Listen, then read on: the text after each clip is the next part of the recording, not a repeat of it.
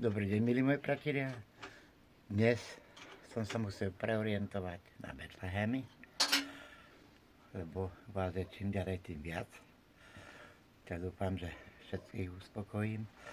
A keď nie, tak buď po Vianociach, alebo už na september, ale objednávky si môžete dať, aby som vedel, koľkým treba urobiť.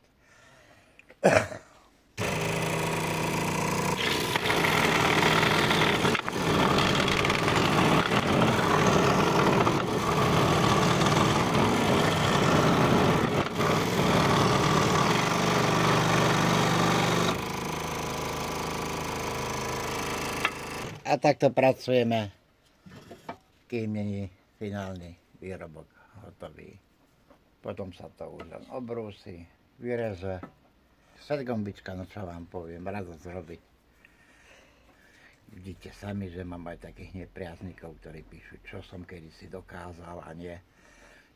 Verte alebo nie, robil som od 15 rokov, čo som mohol prerodiť pre otca.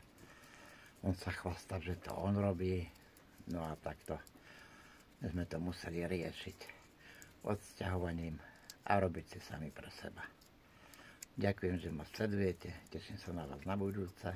Ďakujem, že lajkujete, zdieľate, píšete. Dovidenia na budúce. Ahojte.